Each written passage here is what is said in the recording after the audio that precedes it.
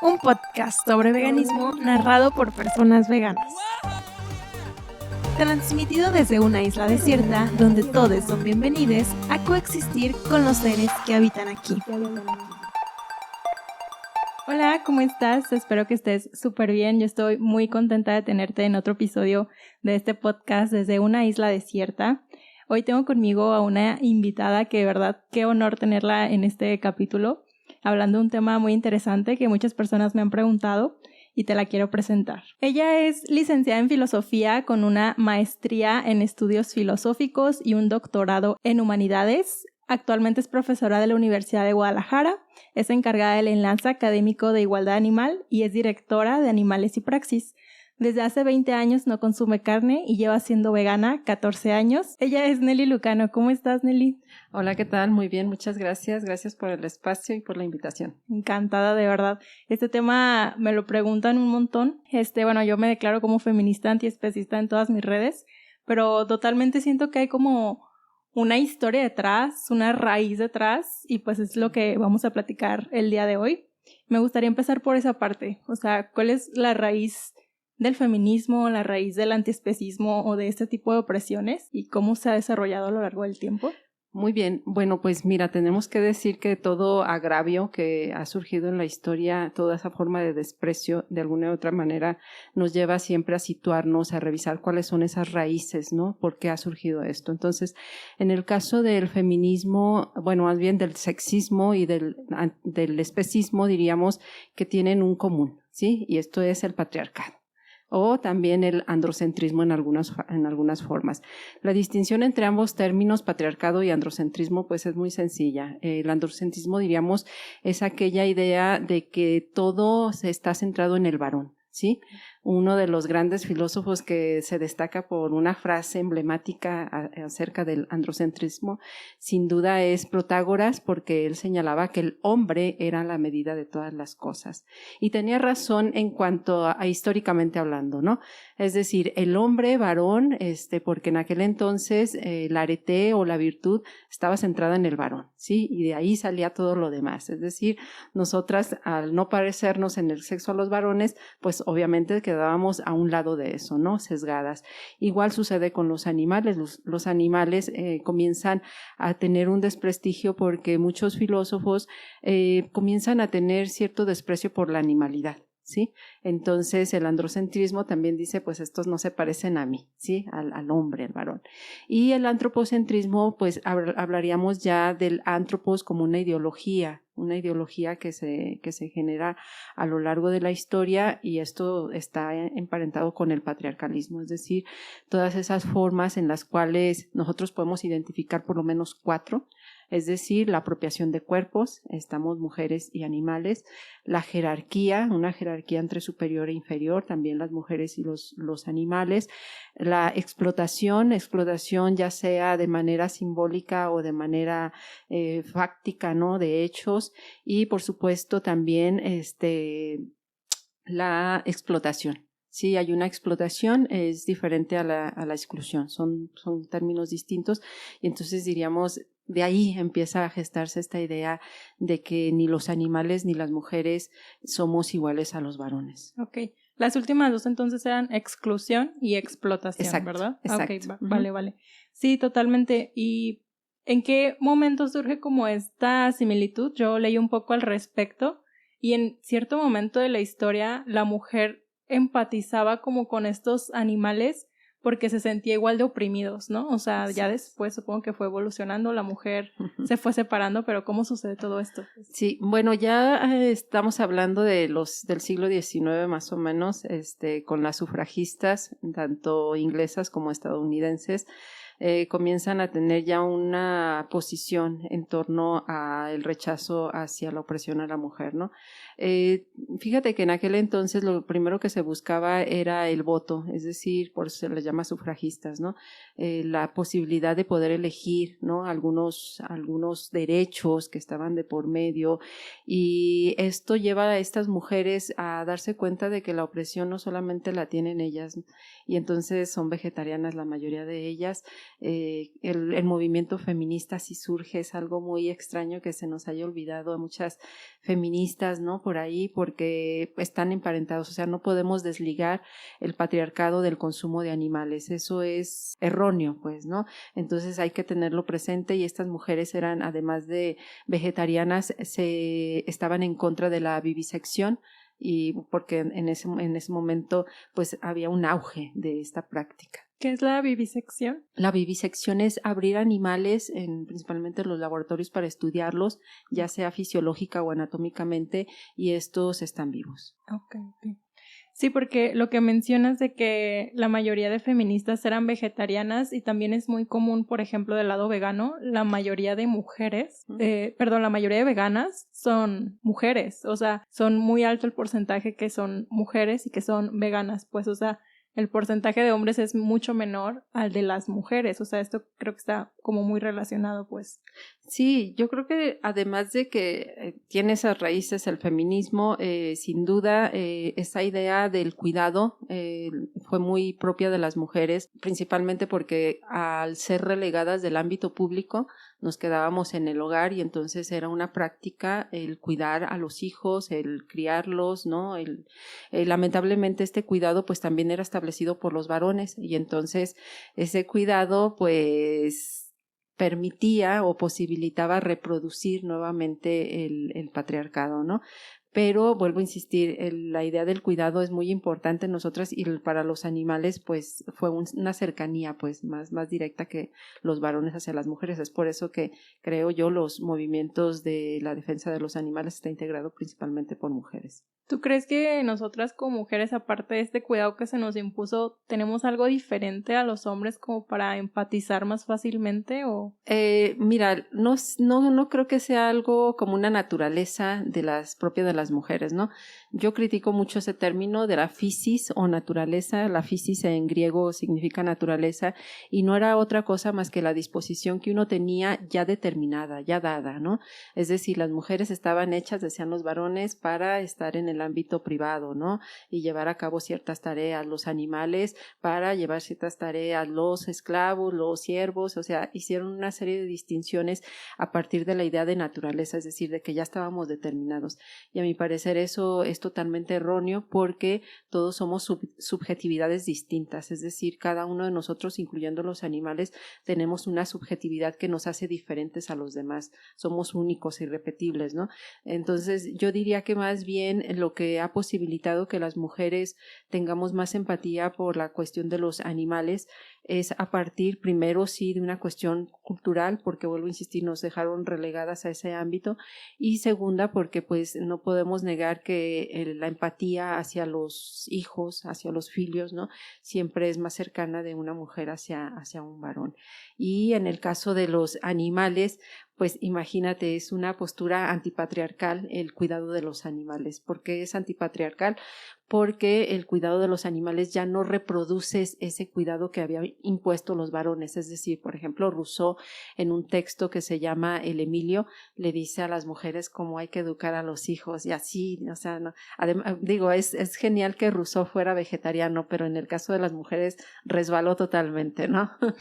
Entonces, ahí les expone pues cómo deberían ser cuidados estos hijos, tanto mujeres como varones, pero principalmente los varones, porque ellos iban a salir al ámbito público, ¿no? A reproducir pues el patriarcado. Entonces diríamos que esa esfera privada a la que quedamos nosotras relegadas cuando nos acercamos hacia los animales y los cuidamos, pues rechazamos ya esa forma de, vamos a cuidarlos para reproducir el patriarcado. No, vamos a cuidarlo incluso gratuitamente, ya no nos van a dar ese reconocimiento patriarcal, vamos a ser hasta rechazadas muchas veces por el patriarcado y dice, es que nosotros no les dijimos que cuidaran animales iguales, ¿no? Sino más bien cuidar a desiguales, a aquellos que van a salir a la esfera pública, como son los varones. Oye, y en alguno de los textos que tú has realizado al respecto hablas de algo que se llama objetivización. Así es. ¿Podríamos hablar un poco más de eso? Como que nos explicaras. Sí, claro que sí. Hay dos términos que se confunden, a mi parecer, constantemente, que es el término de objetivación y cosificación. En el caso de la objetivación es una cuestión más jurídica y esta tiene raíces muy antiguas. Es decir, la objetivación es expresada en el uso, abuso y usufructo de todo aquello que era considerado cosa. Y cuando digo todo aquello es porque también humanos éramos considerados cosas en algún momento, como eran los esclavos, ¿sí? Entonces, la objetivación está expresada principalmente en esa idea de podernos apropiar de aquellas cosas, ¿sí? Aunque sean humanos o aunque sean no humanos, que pueden fungir a partir de una riqueza, por ejemplo, ¿no? O de posesión de diferentes cosas. Entonces diríamos que la objetivación primero objetivación sería esa idea, ¿no? Mientras que la cosificación es un concepto más moderno que Marx emplea, igual que George Lukács, y la cosificación ya es una cuestión más ideológica capitalista, donde están incluidos, por supuesto, también los animales, la naturaleza, incluso la cosificación puede llegar hasta las conciencias de los individuos, es decir, el no reconocer otras subjetividades es una forma de cosificación, sin duda, ¿sí? Entonces son dos términos distintos, y la descosificación sería el buscar que los animales sean sujetos de derecho, quizás no personas, porque es muy difícil acceder a ese concepto de manera lógico-analítica, diríamos, casi es imposible hablar de los animales como personas, pero sí de sujetos de derecho, ¿no? Y la descosificación pues sería quitarnos toda esta ideología capitalista que permite y posibilita que los animales sean concebidos como meras mercancías. ¿La objetivación en algún momento también estuvo como presente en las mujeres o siempre ha estado solo hacia los... No, me dijiste que también a los esclavos, ¿verdad? Hacia los esclavos sí. Sí, pero fíjate que hacia las mujeres era de manera simbólica, no era de manera jurídica. Es decir, nosotras las mujeres siempre fuimos una especie de sujetos de derecho, aunque con muy, muy limitados derechos, pero sin duda la objetivación simbólica estuvo presente, es decir, estábamos relegadas a un ámbito privado, solamente, por ejemplo, en la Edad Media, nosotras éramos reconocidas a partir del marido que teníamos, ¿sí? Eso nos daba valor, y si nos casábamos, pues qué mejor, y si dábamos hijos, pues qué mejor, ¿no? Es decir, la procreación era uno de los factores muy importantes para ser reconocidas como mujeres. Que aparte no era como una decisión de la mujer, ¿no? O sea, que era simplemente, o sea, no tenían derecho a la planificación familiar, no era como esta persona que procreaba. Claro, sí, y fíjate que esa idea de la procreación está muy ligada también a los animales, porque uno de los grandes valores que se les daba a la pecunia o al pecus, o lo que ahora conocemos como ganado, ¿sí? No era otra cosa más que también la posibilidad de producirse, reproducirse, ¿no? Nosotros nos empatamos con ellos o con ellas más porque nos reproducimos, entonces adquiríamos ese valor a partir de la reproducción, y la reproducción era vista como algo que pues podía ser la naturaleza otra vez, ¿no? Pero ya no la naturaleza como física, sino la naturaleza en el sentido más del medio ambiente, por decirlo de alguna manera, ¿sí? Y entonces estamos a partir de esa reproducción reconocidas, al igual que las hembras no humanas. Y hablas también del tema de el término cosificación, ¿no? Y que es algo que actualmente suena muchísimo en cuanto a los feminismos y también en el veganismo, pues, o sea, dicen como esta cosificación de las mujeres y que también comparte con los animales no humanos. Sí, la cosificación, vuelvo a insistir, es una cuestión más ideológica del capitalismo, y en esta cosificación nosotras somos vistas también como mercancías. ¿Mercancías de qué? Principalmente de todas esas dicotomías que se hicieron, y una de ellas es cuerpo-alma o cuerpo-mente, ¿no? Y entonces el cuerpo es visto como una ideología cosificante, donde se nos dice por parte de los varones cómo hay que vernos, cómo hay que lucir, cómo hay que sentarnos, cómo hay que todo, ¿no? De tal manera que entonces nos convertimos en una mercancía, y es por eso que la cosificación pues también tendría que desaparecer junto con la objetivación, no solamente una, sino ambas. Ahorita me viene a la mente una imagen que yo vi hace algunos años, creo que va ligado con esto, era el cuerpo de un cerdito como en la carnicería, y estaba como con un brasier y unos calzones, ¿no? Y así como que estaban, no sé, como que se me hizo muy ligado esto de que al cadáver de un cerdito le pusieran este tipo de ropa que era como de mujeres, como que se me hizo muy, como que me dio la relación totalmente, de que estaban cosificando el cuerpo de ese cerdito y a la vez lo estaban haciendo como lucir como una mujer. Pues un hombre había hecho eso, pues, o sea, estaba consumiendo animales y estaba consumiendo cuerpos. Y también se habla mucho en el feminismo antiespecista de esto, ¿no? Como de consumir carne porque el hombre cree que la necesita, consumir cuerpos porque también en cierto punto eso era como una necesidad, ¿no? Entre comillas. Sí, fíjate que el consumo de carne de manera específica, como la caza y otro tipo de prácticas que luego vamos a hablar de ellas, el consumo de carne era visto como parte del poder. Es decir, las clases que más consumían carne eran clases que tenían poder, ¿no? Los nobles. De tal forma que entonces tanto las cantidades importaban, es decir, cuánta cantidad de carne se consumía, y esa es una ideología que luego el capitalismo trae consigo, que también se le llama cosificación. ¿Por qué? Porque la OSD, por ejemplo, señala que los países más ricos son los países que consumen más carne, es decir, los tienen muy relacionado, ¿no? Los países más pobres son aquellos que se alimentan de otro tipo de alimentos que no sea carne. Entonces, si te fijas, sigue siendo una ideología capitalista, aunque haya nacido como una mera objetivación, luego se transforma en una ideología. Sí, yo sí lo he escuchado como mucha esta relación y tiene como, para mí tiene total sentido, o sea, es algo como impuesto y también como leyendo, y si nos vamos un poquito más para atrás, o sea, como tú mencionas, el hombre decía que tenía valor y que no, en cierto punto las mujeres estaban siendo oprimidas y empatizaban con estos otros animales. También en un texto que tú hiciste leí como una mujer que estaba, me parece que en la cárcel, y vio a un búfalo que estaba siendo maltratado y como que se sintió conectada con ese ser que estaba siendo violentado, así como ella también lo estaba haciendo, y ninguno de los dos podía hacer nada. Así es. Por eso a mí me gusta hablar mucho de la lucha de las mujeres en vez de feminismos, porque creo que la lucha de las mujeres da para más. Es decir, han existido a lo largo de la historia. Yo principalmente leo filósofas porque es mi área, pues, y me he dado cuenta de que estas filósofas de la que estás hablando era Rosa Luxemburgo, y entonces ella le escribe a Sonia en la cárcel, efectivamente, que ella se siente más cercana a los animales que la rodean que a su propio partido. O sea, es algo tremendo en aquel entonces, Sí, porque estamos hablando que ella era una revolucionaria, pero en ese momento se sentía más cercana hacia estos animales que como ella estaban padeciendo, ¿no? Injusticias principalmente por los hombres, ¿no? Por los varones, los carcelarios.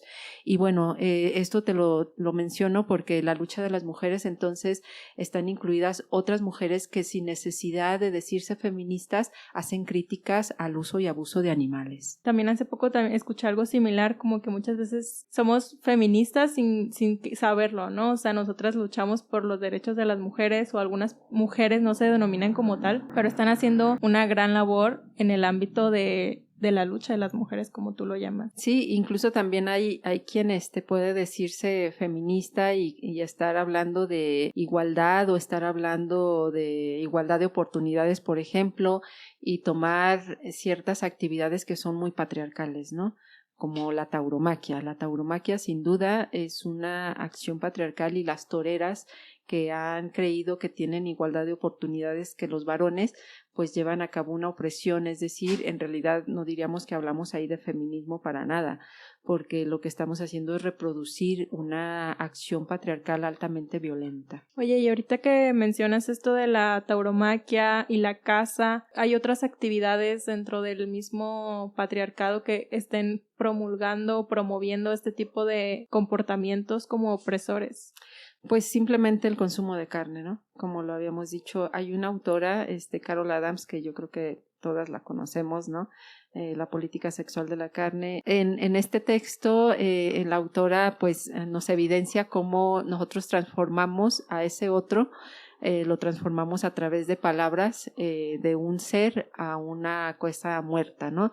Aunque, claro, en nuestro idioma muchas veces estos conceptos no se pueden trasladar como lo hace ella en el inglés, pero sin duda creo que es una aportación muy importante porque evidencia que el carnismo pues es una cuestión altamente patriarcal. La caza, ¿por qué la caza? Bueno, la caza porque también se creía que la idea de enfrentarse a la muerte era muy importante, porque nosotras, las mujeres, lo que más bien hacíamos era la supervivencia, ¿no? Es decir, al cuidar a los hijos y todo esto, pues buscábamos más bien la supervivencia de la especie. Y el varón se enfrenta a la muerte, ¿no? Entonces eso era muy alabado, ¿no? Y en la casa suponían que eso existía y es por eso que pues se mataba animales. Además se mataba al otro que era irracional, a diferencia del varón que era racional, ¿no? Porque las mujeres no iban a la casa o no se les permitía la casa porque eran irracionales, es decir, porque consideraban que no tenían la capacidad de crear esas estrategias, todo ese tipo de lógicas, ¿no? Para matar a un animal. Incluso habría que desensibilizarse, ¿no? Y en esa desensibilización, pues nosotras no podíamos entrar porque estaban muy emparentadas, según ellos, con el cuidado de los hijos, ¿no? En esto que mencionas, o sea, la teoría sería que si los papeles se hubieran invertido, o sea, en este momento, pues las mujeres seríamos como esta... Mira, lo que pasa es que hay también conceptos que a veces no clarificamos y unos de ellos son, por supuesto, la idea del matriarcado, el patriarcado, hay un matriarcado lineal y un patriarcado lineal. Entonces, yo creo que las mujeres, cuando nos concebimos verdaderamente como seres iguales a otros, porque esa dicotomía la realizaron los hombres de la diferencia entre los otros, creo que no llegaríamos a esto, ¿eh? Yo creo que no fue necesaria la opresión de la mujer para llegar a esto, porque, vuelvo a insistir, algunos antropólogos como Levi Strauss han revisado que existe el matriarcado lineal. En la historia existió, es decir, sí, la mujer era la que estaba al mando, pero no por eso oprimía a los demás, a los varones, sino ese matriarcado lineal permitía tener como ciertas igualdad con otros varones y mujeres, ¿no? Entonces no hemos encontrado, bueno, los historiadores no han encontrado una evidencia así clara de que existiera el matriarcado como el patriarcado en el sentido que estamos nosotros ahora mismo criticando, ¿no? Sino más bien habría un matriarcado lineal, ¿no? Vale, está interesante, o sea, no es algo que está sucediendo, pero pues también en la teoría de que ambos podemos realizar las mismas cosas, o sea, que podemos, así como mencionabas hace rato, de que a pesar de que las mujeres no tenemos algo especial que nos haga empatizar con otras especies, pues la historia nos ha llevado de esta manera, ¿no? Entonces, a mí me parece solamente interesante y al ver en estadística, pues qué cantidad de mujeres son veganas, ¿no? Y qué cantidad de hombres, porque también entra como hombres heterosexuales, es muy poco, y hombres homosexuales son un poco más de personas veganas. Entonces esto me hace pensar que es como un poco la sensibilidad que tenemos o la deconstrucción también, la facilidad para estar abierta a nuevas ideas, no sé. Sin duda, y además tendríamos que decir que no por ser mujeres entonces vas a ser feminista, ¿no? O no por llamarte feminista no dejas de llevar a cabo acciones patriarcales o androcéntricas. Muy bien tú lo has señalado, en la actualidad muchos feminismos lamentablemente siguen buscando la igualdad entre los hombres y esa igualdad entre los hombres muchas veces tiene que ver también con la opresión hacia otros seres, ¿no? Como pueden ser los animales o hacia otras mujeres incluso, ¿no?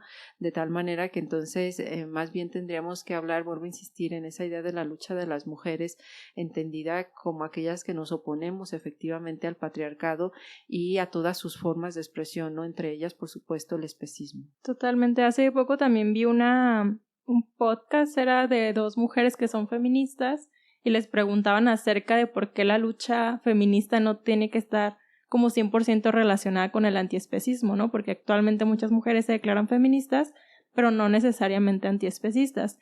Y ellos ya pues dieron su opinión referente a que se lo estaban cuestionando y mencionaban que eran como luchas separadas. ¿Tú consideras que deberían ir por separado? No, por supuesto que no, porque vuelvo a insistir, si nosotros hablamos de explotación y estamos en contra de la explotación, pues es absurdo, erróneo, ilógico que tú digas, bueno, estoy en contra, pero la llevo a cabo, ¿no? Estamos en contra de la opresión, pues de igual manera, estamos en contra de la apropiación de cuerpos, pues cómo te vas a apropiar tú de otros, ¿no? De la jerarquía, entonces esa idea creo que es errónea porque sí están unidos, ¿no? Quizás yo podría decir más bien que habrá mujeres que sea más urgente una temática que otra porque se encuentran en situaciones límites quizás, ¿no? No sé, estoy pensando en aquellas personas que están en guerra, están en lucha y pues no pueden llevar a cabo un antiespecismo total porque las condiciones no se lo permiten, ¿no? Por ejemplo. Pero en estas sociedades industrializadas yo creo que están muy, muy, muy ligadas ambas luchas, tanto la de las feministas como la de los animales. ¿Tú crees que como mujeres que estamos luchando contra nuestra opresión, o sea, que estamos como tratando de liberarnos en este aspecto, haya algo que nos impida como luchar también por otras especies? Como por ejemplo se me viene a la mente una mujer que diga, yo primero quiero luchar por mi libertad y ya después veré otros temas, ¿no? O sea, ¿o cómo funciona esto?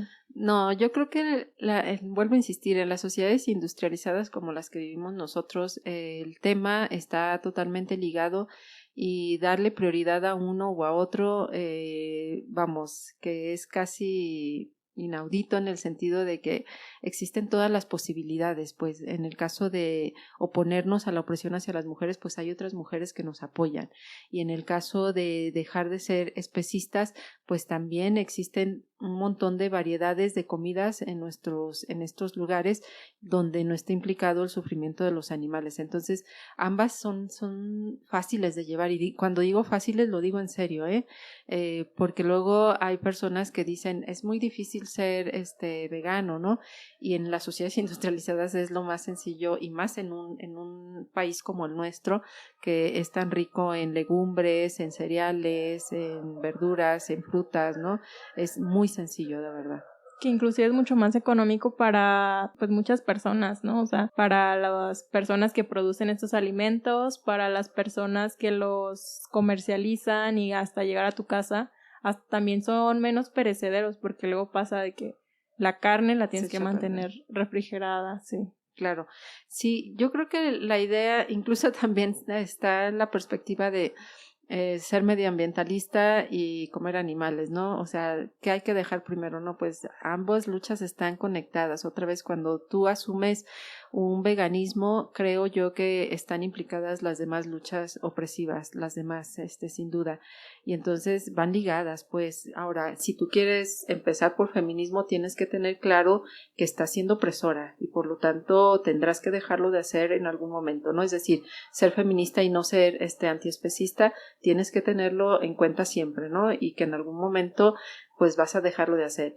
Algo muy interesante que a mí me pasa cuando luego las personas se preguntan si es difícil pues todo esto, yo les pregunto si su conciencia no les está diciendo que algo están haciendo mal, ¿no? O por qué les molesta, por qué les incomoda, pues, ¿no? Y creo que eso es muy importante también en las feministas, cuando ya se empiezan a cuestionar si efectivamente el especismo es una forma de opresión patriarcal, creo que es porque evidentemente lo es, ¿no? Y ya les está llamando la atención. Sí, totalmente. Creo que también pasa mucho como que tú ni siquiera estás como señalando a alguien, pero realmente si tú dices como algo en general así, lo lanzas, la gente se lo toma muy personal.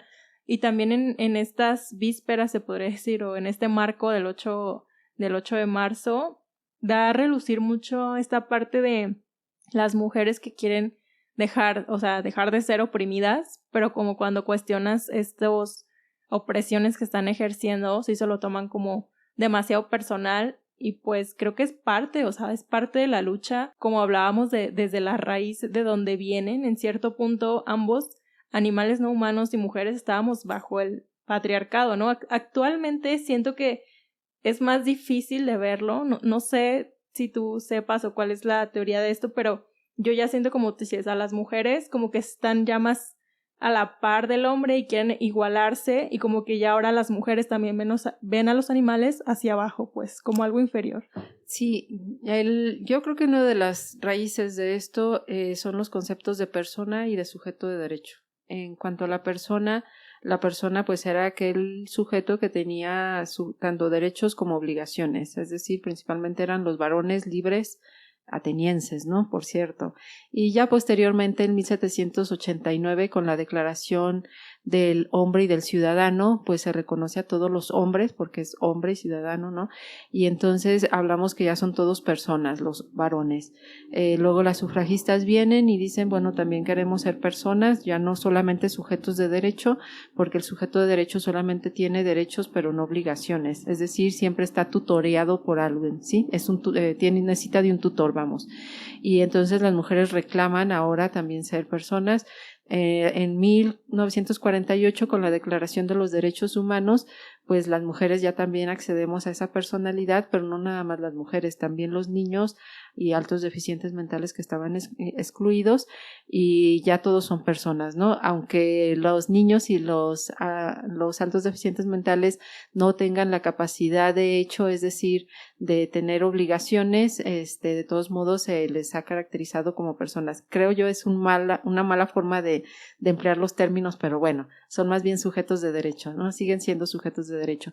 Y en el caso de los animales, pues nunca pasaron a eso, es decir, ni pasaron ni siquiera sujetos de derecho, y por lo tanto entonces las mujeres creamos esa jerarquía nuevamente hacia los animales, porque una de las facultades que tenía la persona, pues por supuesto era poseer cosas, ¿no? Y entonces esa posesión de cosas, pues son los animales, muchas de ellas, y hasta la actual fecha los animales siguen siendo considerados res, cosas, propiedades, bienes muebles, bienes inmuebles, de tal manera que entonces aquellas mujeres que creen han encontrado esa igualdad con los varones, es una igualdad en el círculo de los opresores, en el círculo de los poderosos, ¿no? Cuando podríamos estar buscando quizás una igualdad distinta a esa. ¿Qué tipo de igualdad es? Sí, de poder, pero no de poder opresivo, sino de poder libertador, ¿no? De poder que nos permita a nosotros no incrementar el sufrimiento existente, sino disminuirlo, ¿no? Y pareciera que muchas veces en lo que nos queremos igualar es en las características más agresivas, más barbáricas que han tenido los varones, ¿no? En vez de ver quizás otras cuestiones que podríamos estar resaltando de ellos. Totalmente, eso me parece muy interesante, la verdad yo no sabía esta diferenciación entre personas y sujetos de derecho, o sea, a ver si entendí bien. Las personas son las que son acreedoras a derechos y obligaciones. Así es. Y antes las mujeres no éramos personas. Incluso los romanos eran muy claros, y las personas también podrían ser instituciones como la iglesia, el Estado, ¿no? Hablamos de personas morales y hablamos de personas físicas. Las personas físicas son los individuos, pues, y las personas morales son todas esas instituciones, asociaciones, hospitales, etcétera, etcétera, que también tenían derechos y obligaciones. Pero las mujeres en aquel entonces no éramos personas, éramos sujetos de derecho.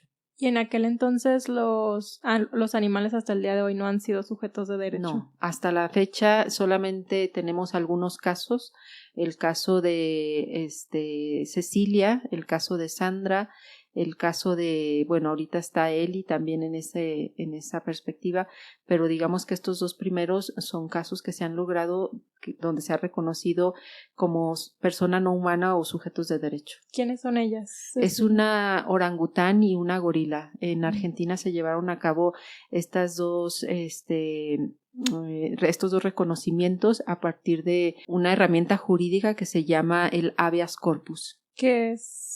El habeas corpus permite a nosotros liberarnos cuando estamos en encarcelamiento injusto, y los abogados emitieron una serie de demandas para acreditar que estos dos seres estaban injustamente encarceladas, y entonces se les libera de los zoológicos. Y les dan como este título de sujetas de derecho. Así justo a ellas nada más. Justo a ellas, sí. Lamentablemente el habeas corpus es posible a partir de un individuo, ¿no? No se da de manera colectiva, sino de individuo por individuo. Entonces, imagínate a todo lo que se tienen que enfrentar esos abogados, no solamente al juez, ¿no? Primero con el cual llegas, que a lo mejor tiene muchos prejuicios y dice no pasa, sino además a todo un marco legal que ha imposibilitado el acceso del reconocimiento de los animales para que sean efectivamente reconocidos como sujetos de derecho. Ok. Vale, eso la verdad yo no lo conocía. O sea, sabía que los animales no eran sujetos de derecho, no sabía el caso de estas dos seres. E inclusive esto, ¿no? De que las mujeres antes no, sí sabía pues que no tenían como derechos como tal, pero no sabía que eran sujetos de derecho no considerados personas. Exacto. Y pues sí, o sea, como lo mencionaba anteriormente, como que estábamos más juntos estas mujeres con estos animales no humanos y quizás era un poco más fácil empatizar porque a lo que yo conozco, las feministas más importantes o las mujeres que han luchado por más mujeres se declaraban como vegetarianas como un acto político, ¿no? O sea, entonces como que actualmente hay muchas más mujeres que se denominan feministas, pero las feministas antiespecistas pues somos todavía la minoría. Sí, y esa idea de lo político es bien importante, ¿eh? Porque, vuelvo a insistir, la relegación que se hizo de la mujer era del ámbito público, es decir, del ámbito político. Nosotras no éramos esos animales políticos que señalaba Aristóteles, sino solamente algunos varones, no todos los varones, algunos varones, eso también hay que decirlo, porque para Aristóteles había muchos humanos, hombres que no eran animales racionales ni animales políticos, ¿no? Y nosotras quedamos relegadas de eso. Entonces, ¿qué es eso de lo político? Me parece que es bien importante señalar. Hay que definir lo político. Lo político es toda aquella acción que posibilita que tú tengas un impacto en la sociedad. En aquel entonces era en la polis, y este impacto tiene que ser benéfico para la polis, ¿no? Para la ciudad. Entonces, cuando nosotros hablamos que esto es una cuestión política, no es una cuestión de sentimientos, no es una cuestión de compasión, sino una cuestión política, es porque estamos exigiendo en el ámbito público una cuestión muy importante como es la defensa de los animales, es decir, algo que va a beneficiar a la sociedad. Luego también se piensa que esto no va a tener ningún beneficio a la sociedad y eso es erróneo. ¿Por qué es erróneo? Porque nosotros si empezamos a llevar dietas o mejor dicho alimentaciones más basadas en plantas, pues vas a ayudar al medio ambiente, a otras personas que están sufriendo por el medio ambiente, que bueno, en todo el mundo se sufre, ¿no? Por eso, pero a las que les está llegando un impacto mayor. Además va a haber un impacto bueno en la salud humana, ya que sabemos que muchas de las enfermedades a nivel mundial están relacionadas con el alto consumo de carne. Entonces, si te fijas, sí tendría un buen impacto a nivel social y por eso se habla que es una cuestión política la defensa de los animales. No es que pobrecitos, mira, no. Es una cuestión política que va a traer beneficios a todos, tanto humanos como no humanos. Había un maestro que decía como la frase, él era vegetariano me parece, y decía como mientras más matemos animales, más nos estamos matando a nosotros mismos, ¿no? O sea, hablando del medio ambiente, hablando de nosotros, porque él era como de holística o algo así, decía como que nuestro cuerpo lo enfermaba al consumir otros animales y aparte que él se dedicaba a cosas holísticas, estaba como muy apegado a esto de que la medicina dice, o sea, las grasas, la acidez de la carne está muy relacionado con las enfermedades que actualmente están matando a muchísimas personas, pues. Y fíjate que con esto que estás señalando, el vegetarianismo no es algo nuevo, el vegetarianismo es algo muy, muy antiguo. Estamos hablando que desde el siglo VII antes de Cristo, Pitágoras pues ejercía el vegetarianismo, sí por una cuestión mística, por supuesto, pero bueno, estamos hablando del siglo VII, ¿no? Y esto trajo consigo que otros filósofos en el siglo I, en el siglo III, asumieran también un vegetarianismo a partir de Pitágoras. Luego Voltaire a ver a estos filósofos ya en la Ilustración, ¿no? Y otra vez es gracias a que leyeron estos a Pitágoras. Entonces, la cultura vegetariana no es algo nuevo, es algo muy antiguo y no es verdad, por luego cuando se dice que esto es una moda o que esto va a pasar, no, en realidad ha existido a lo largo de la historia. Más bien lo que se nos ha impuesto es el consumo de carne. Es a partir del siglo XVIII con la industrialización que el gran consumo de carne se empieza a acelerar, ¿no? A tal grado que ahora sabemos, consumimos animales de mañana, tarde y noche de manera desproporcionada a lo que tú necesitas para llevar a cabo una vida normal, ¿no? Y esto que mencionas de los filósofos que ya se declaraban en contra de estas prácticas, ¿no? Que eran vegetarianos, son quizás los que conocemos, porque me imagino que también había muchas otras mujeres que no lo hacían, pero al no tener esta voz pública, pues tampoco se conoce mucho de eso, ¿no? Sí, y mira, qué bueno que tocas el tema porque a mi parecer tanto Plutarco como Porfirio, Plutarco siglo I, Porfirio de Tiro siglo III, escribieron 2 tratados donde a mi parecer ya se encuentran todos los argumentos que nosotros seguimos utilizando a favor de los animales, solamente han cambiado por las condiciones sociohistóricas, ¿no? Es decir, tenemos evidencias de las cosas científicas, tenemos evidencias de etólogos, primatólogos, neurólogos, etcétera, etcétera, y entonces cambió un poco el contenido, pero la forma sigue siendo la misma, los argumentos son los mismos, y a mi parecer esos son los 2 grandes promotores, digo porque tenemos esos tratados, quizás hubo más, pero promotores de el antiespecismo, y no como ahora creemos, ¿no? Que son los modernos o las modernas, no, en realidad son estos 2 autores que sin duda habría que leerlos, ¿no? Plutarco escribe un tratado que se llama Sobre comer carne, donde específicamente pues está en contra de otros filósofos que decían sí habría que consumir animales, ¿no? Y Porfirio de Tiro tiene otro que se llama Sobre la abstinencia, y también ahí nos habla de por qué es incorrecto comer los cuerpos de otros animales. Y ahí vienen como pautas, es como un texto, o qué es lo que narran ellos, como mandatos, no lo sé. No, fíjate que en el de, por ejemplo, Sobre comer carne, Plutarco analiza que va a revisar cuáles son los argumentos de los estoicos, porque los estoicos son los que promovían la no igualdad entre los animales, ¿no? Y entonces él los revisa y se va dando cuenta de que estos estoicos señalaban que los animales eran, por ejemplo, irracionales, ¿no? Y dice, bueno, ¿irracionales en qué sentido? Son muy inteligentes, y pone muchos ejemplos, ¿no? Y bueno, también revisó otros argumentos, como que los animales no tenían alma, ¿no? Y también pone ejemplos que ya había puesto Aristóteles, porque Aristóteles nunca negó que los animales no tuvieran alma, sino al contrario, decía que participaban de un alma sensitiva, es decir, del placer y del dolor principalmente, que luego Jeremy Bentham con el utilitarismo pues vuelve a resaltar, y es el que abre las puertas en la modernidad para poder señalar una igualdad entre aquellos seres sufrientes, ¿no? Aquellos seres que tienen intereses. Y bueno, entonces Plutarco además en ese texto también nos habla de por qué es incorrecto comer animales, y dice, bueno, porque los animales tienen una vida propia, porque tenemos otras alternativas, o sea, imagínate, siglo I ya decía Plutarco que teníamos otras alternativas para alimentarnos, porque en aquel entonces, pues la Atenas antigua era muy rica también para producir diferentes legumbres, diferentes verduras, ¿no? Diferentes plantas que podrían alimentarlos. Entonces empieza a argumentar muy bien Plutarco en ese texto, y Porfirio en el otro ya nos habla más de justicia.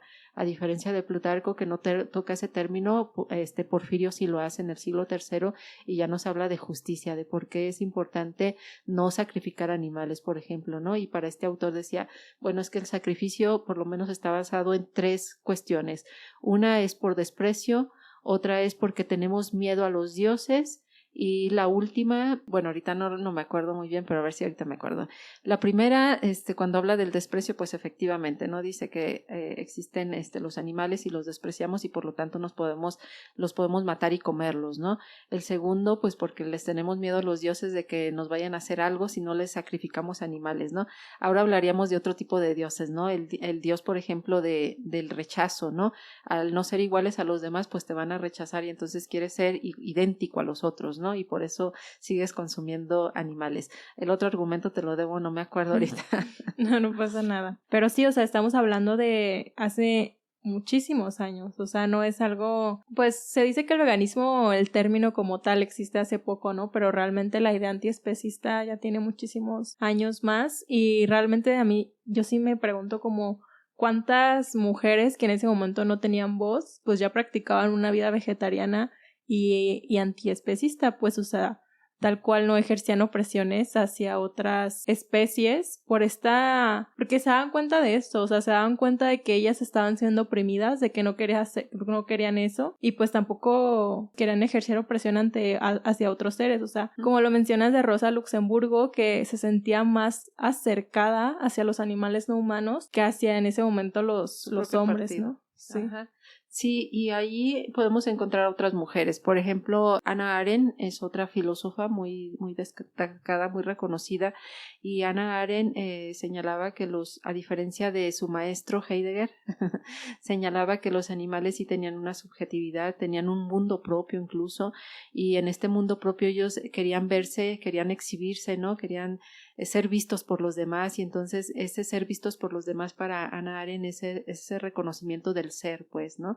Y obviamente pues es una forma de expresar que no hay muchas diferencias entre humanos y no humanos, ¿no? Hay muchas similitudes. Claro, también hay diferencias, ¿no? Sin duda, pero hay similitudes que permitirían integrarlos al círculo moral, al círculo jurídico incluso. Otra de ellas también es Martha Nussbaum, ¿no? Martha Nussbaum tiene una teoría que se llama la teoría de las capacidades, y en ella pues también Nussbaum reconoce que los animales tienen ciertas capacidades que habría que respetar, ¿no? Creo yo que existen una variedad de mujeres que se han adentrado al tema de los animales sin necesidad de decirse antiespecistas o feministas, ¿no? Totalmente. Lo que mencionamos sobre que las mujeres se sentían oprimidas al igual que los animales no humanos, y lo que también buscan otras luchas contra la opresión, como son otros movimientos antirracistas, tengo entendido que se le llama interseccionalidad, que es como esta idea de que las opresiones tienen una misma raíz, ¿no? ¿Tú qué opinas sobre esto? Yo creo que es bien importante tener comunicación con otros grupos que están luchando por alguna opresión, por algún desprecio, ¿no? Ejercido sobre ellos. ¿Por qué digo que hay que acercarnos a estos grupos? Porque efectivamente está detrás una cuestión muy evidente, ¿no? Que es el desprecio, pues, hacia ciertos seres. Y entonces estos grupos que tú hablas, por ejemplo, el racismo, pues imagínate, vuelvo a insistir en esa idea del androcentrismo. Si estamos hablando que el centro del mundo era el varón libre, ateniense, blanco, pues imagínate, entonces todo lo que no entraba en esos caracteres, pues obviamente iba a ser despreciado, ¿no? Entonces imagínate todos los movimientos que estarían alrededor de esto, ¿sí? Y que se han gestado paulatinamente, ¿no? Por supuesto, se van gestando conforme van cambiando también las condiciones, porque no podemos decir que se iba a hablar de, no sé, ecofeminismo o de racismo, quizás en la época clásica. ¿Por qué de racismo no? Bueno, porque en aquel entonces se estimaba incluso a los esclavos, ¿sí? Los esclavos incluso podrían ser blancos, no necesariamente eran de color de piel. Entonces, más bien hablaremos de un etnocentrismo en aquel entonces, más que de un racismo, de una etnia que se ponía por encima de las otras, ¿no? Y entonces, imagínate todos esos movimientos, pues, que están alrededor de este centro y que, pues, por supuesto, sufrieron desprecio y con el tiempo van cambiando, ¿no? Entonces, hablamos ahora de aquellas mujeres que son o que somos morenas o que tenemos un color de piel distinto a los blancos, pues obviamente las mujeres blancas van a tener un reconocimiento más aceptado por los varones que las mujeres morenas, ¿no?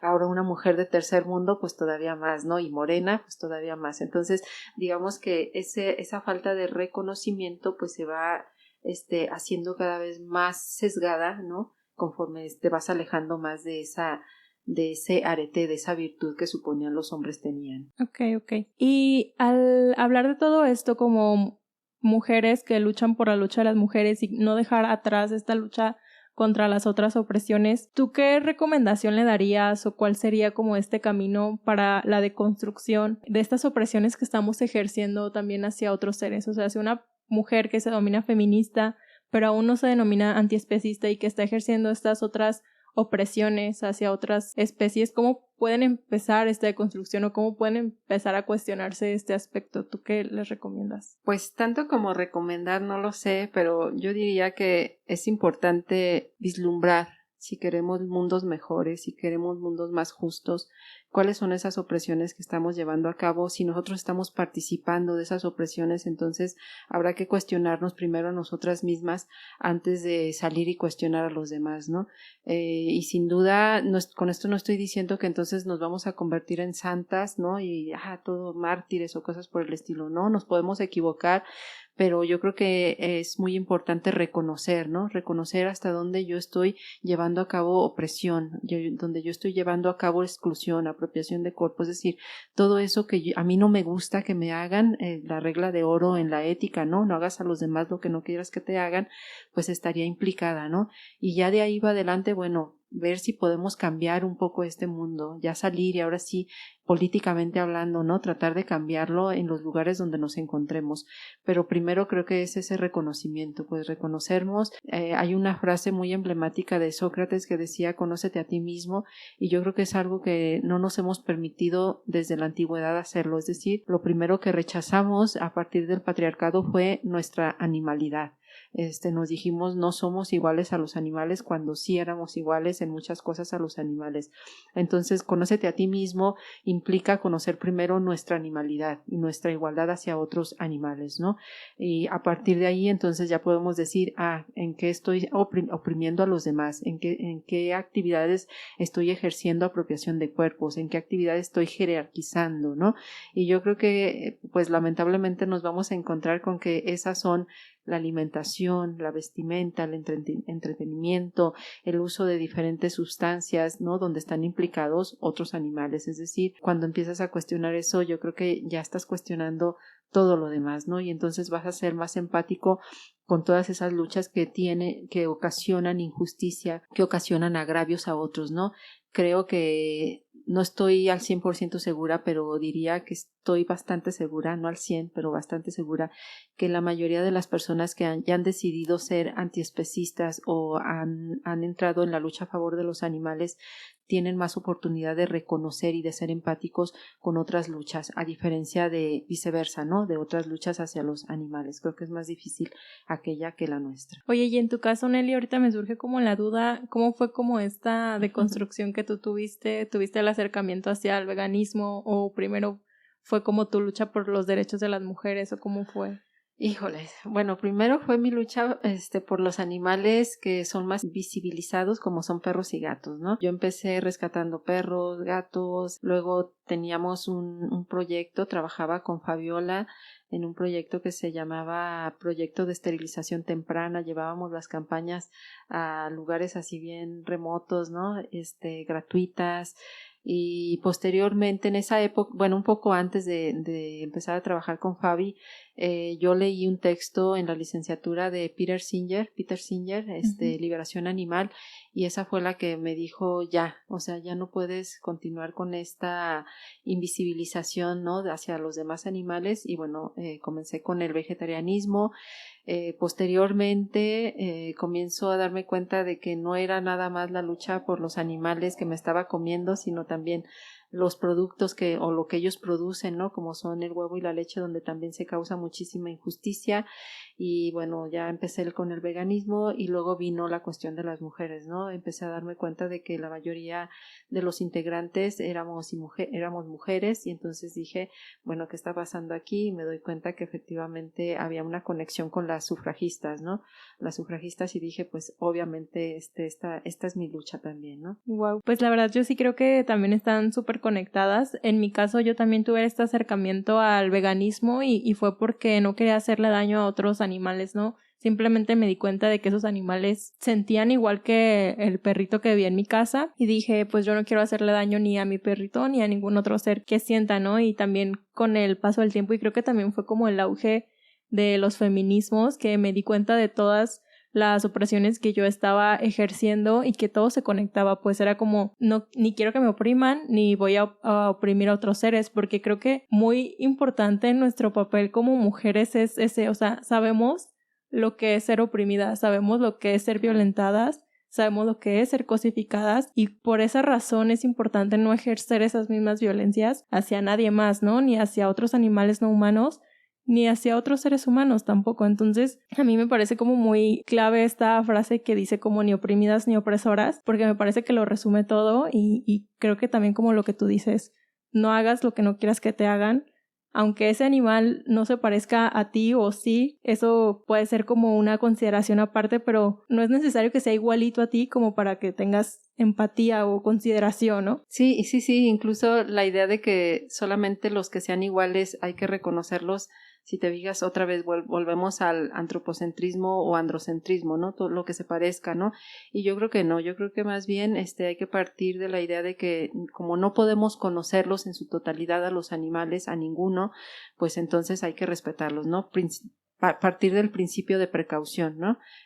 Como no los podemos conocer, pero tenemos muchas certezas, pues entonces no hay que causarles daño, ¿no? Este principio, ¿nos puedes decir un poco de lo que va, por si alguna persona no lo había escuchado antes? Ok, el principio de precaución es aquel principio que nos lleva a respetar a los otros o al otro, a veces puede ser el medio ambiente, surge a partir del derecho ambientalista, ahí es donde surge este principio, y entonces ante ciertas evidencias y ante cierta ausencia de evidencias, sabemos que puede ocasionar cierto daño, ¿no? Entonces, para no incrementar ese daño, mejor nos detenemos, y ese sería el principio de precaución. Sí, yo estoy totalmente de acuerdo con eso. Y pues, en resumen, yo también, hablando de este feminismo antiespecista y a las personas que mencionan como que deberían de llevarse estas luchas por separado, también si lo resumo, por ejemplo, a mí, o sea, yo me considero una persona antiopresiones, ¿no? No puedo simplemente dividirme en la Clau que lucha contra la opresión a las mujeres y la Clau que lucha contra la opresión a los animales, porque esa Clau pues es una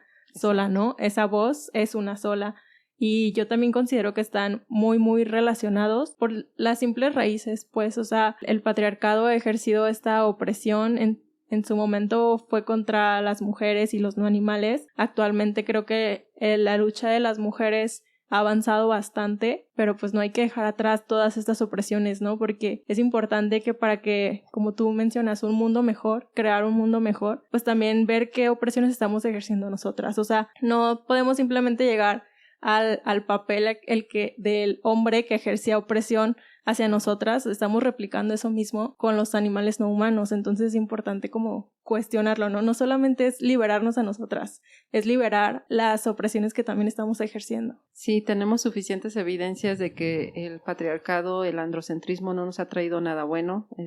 Tenemos crisis medioambientales, tenemos una extinción de especies, tenemos desprecio por miles y miles y millones de animales, por mujeres, por otros y otras que pues lamentablemente no son reconocidos, entonces no nos ha traído nada bueno eso, y entonces habrá que cambiarlo, pero habrá que cambiar desde sus raíces, ¿no? ¿Qué es lo que está detrás de todo ello? Y como tú bien dices, pues entonces en ese reconocimiento las feministas ojalá en algún día tengamos una comunicación más directa, ¿no? Y podamos efectivamente ponernos en este diálogo en el cual podamos evidenciar que sin duda el consumo de animales, el maltrato hacia los animales es una cuestión patriarcal, y entonces si no queremos más patriarcalismo, pues entonces hay que eliminarlo paulatinamente. Y aparte algo que yo considero bastante, y es que nuestra voz como mujeres es muy, muy poderosa, ¿no? Durante muchos años esta voz ha sido muy silenciada, pero ahora que podemos gritar, que podemos decir, claro que podemos gritar por las injusticias que vivimos nosotras y las injusticias que viven otros seres, o sea, no hay por qué limitarnos a solo una lucha o a solo ver un camino, ¿no? O sea, podemos con eso y más, pues, o sea, las mujeres podemos levantar la voz porque nosotras queramos. Sí, porque sin duda las injusticias están presentes, ¿no? Están presentes, y entonces habrá que cambiarlas paulatinamente. Totalmente, Nelly. Pues bueno, con esto estaremos cerrando el tema. Muchísimas gracias por haber estado aquí. Antes de irnos, me gustaría que me brindaras tu definición de veganismo. Esto es como todas las personas que vienen aquí la brindan, son personas veganas, y me parece muy importante porque actualmente allá afuera el veganismo se ve como una dieta o cosas así, ¿no? Entonces considero que si las personas veganas lo definimos, podemos llegar a una definición un poco más acertada. En realidad no te podría dar así una definición sobre veganismo, pero lo que sí te podría decir es que para mí la lucha a favor de los animales es una lucha basada efectivamente en la distinción, es decir, para mí los animales son diferentes, y en esa diferencia intrínseca, por cierto, pues es donde yo encuentro el respeto, ¿no? Porque sé que son irrepetibles, ya no vamos a volverlos a ver nunca más, y entonces merecen respeto y merecen llevar una vida vida digna, si podemos hablar de vidas dignas, simplemente por su existencia, porque ya están aquí. Totalmente, pues muchísimas gracias, Nelly, por haber estado aquí, por toda la información que nos compartiste. Creo que es súper valiosa tenerla en cuenta, más en este marco de la fecha del 8 de marzo. Entonces, espero que de verdad sea muy valiosa para personas que nos estén escuchando. Y si tu persona que nos está escuchando te sirvió o crees que le pueda servir a alguien, puedes compartirlo con esa persona o puedes compartirlo en tus redes para que llegue a más personas. ¿Te gustaría agregar algo más antes de despedirnos? No, pues muchas gracias, Clau, por el espacio, de verdad, muy amena la conversación y la compañía. Entonces, gracias a tus radioescuchas y pues estamos a la orden. Muchísimas gracias, Nelly. La verdad, un honor tenerte aquí. Has tenido también una larga trayectoria en esta lucha por los animales. La labor que haces en Animales y Praxis y en Igualdad Animal y en tu día a día me parece realmente muy valiosa. Personalmente Te admiro bastante. Gracias. Y muchísimas gracias por el espacio, la información y por el tiempo. Muchas gracias a ti por escucharnos. Nos vemos en los siguientes episodios de este podcast desde una isla desierta donde cada vez somos más personas. Hasta luego. Gracias. Hasta luego.